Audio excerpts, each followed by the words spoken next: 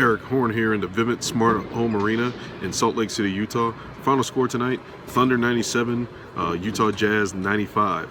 And story of the night again, Russell Westbrook coming up big in the clutch. Hit a key jumper with 1.4 seconds left tonight to put away the Jazz. It was coming off the backs of a third quarter where Westbrook really struggled. The Thunder struggled as a team, shot 4 of 22 in the third quarter, allowed the Jazz to go on a big run to take a lead into the fourth. But the Thunder rallied in the fourth quarter, had big-time defensive performances, particularly from Steven Adams, who came up with a key block, ran the court, and got a pass from Russell Westbrook late in the fourth quarter to put the Thunder ahead 1. And with that pass, Russell Westbrook completed his 22nd triple-double of the season, 59th of his career, which ties Larry Bird for 5th all-time. It was just an historic night for Russell Westbrook himself, who had his late-game struggles throughout his career, and tonight really did a great job, waited an extra beat to pull up for his jumper to win the game for the Thunder.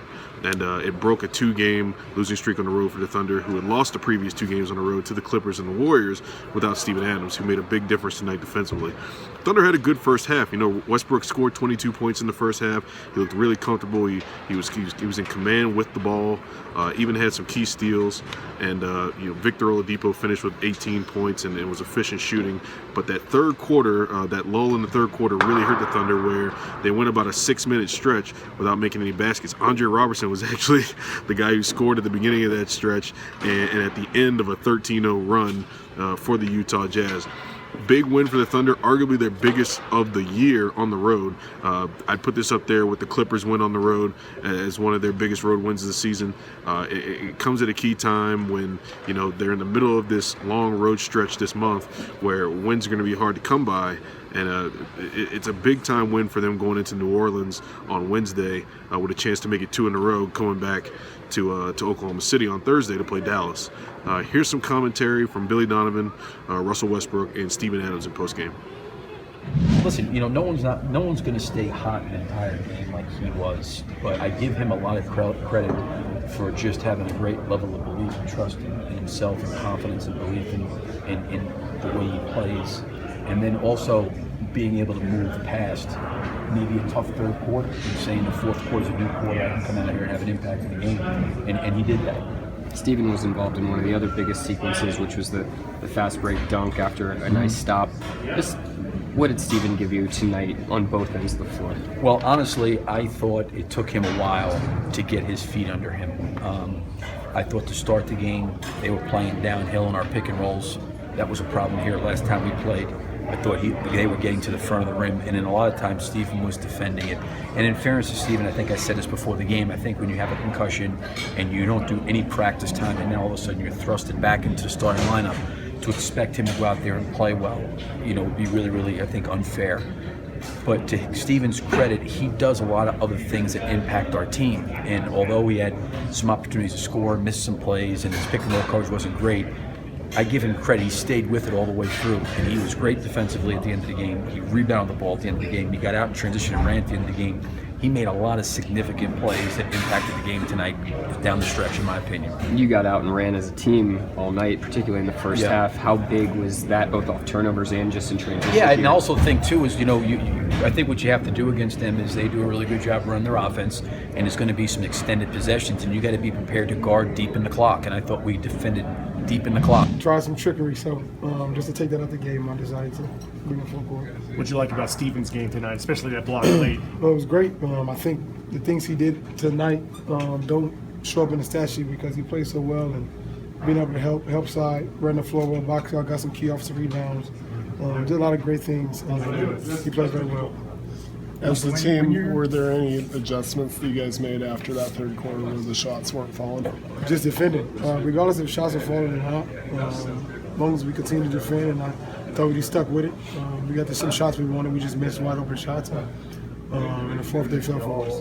Billy talked about how you guys did a good job kind of beating those traps down the stretch in the fourth quarter. From your vantage point, what were you seeing that allowed you to be able to do that? Just all game. We kind of read and react and be able to see what defense are doing. And the fourth quarter was able to kind of get to where we wanted to get to and make plays. Does this expose what you're expecting when you battle up against Utah in this division with Definitely. where they're at now? Definitely, man. They're a better team, and And then we got to fight for our position just like they are. So. What can you say about Andre's progression defensively? Do you think he deserves to be mentioned among the best wing defenders in the league? 100%. I think it's, you know, I don't know why he don't get noticed or why people don't pay attention to it, but every night he guards the other team best player, and they don't seem to do very well when he guards them.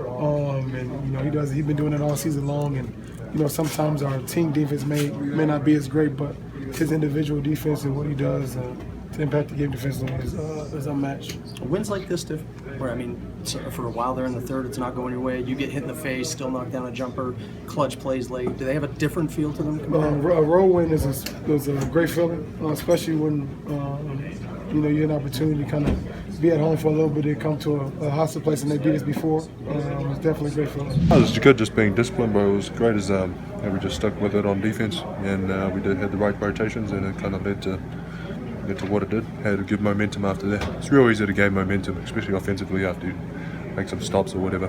Yeah. What adjustments did the team try to make after that third quarter where no shots were falling for you guys? Just sticking with it, bro. Because some of the shots, obviously, like some of them were okay shots, but we couldn't have great shots. But we just stuck with it, man, and just relied on the system, and thankfully they went down. Did you decided to make it so? Yeah, man. Did you need any time to kind of get more comfortable out there? You hadn't really made contact over the week. Yeah. Did I take time? Did I need time? Yeah. Yeah, man, I still need to get used to it. It's mainly just the breeds, bro. I mean, physicality is okay, like getting hit and all that, that's okay.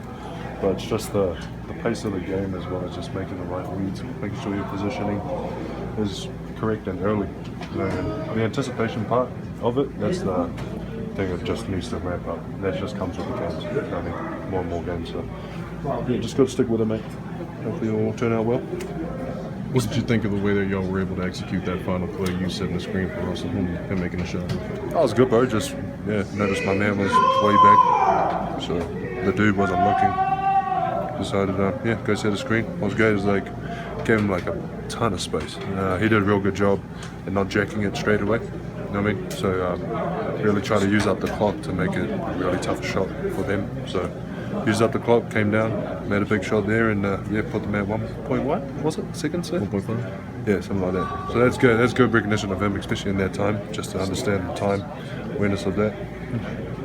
You spent several years with Andre. What can you say about his progression as a defender? Several years. What can you say about his progression as a defender, especially this year? Has he taken another leap there in your eyes?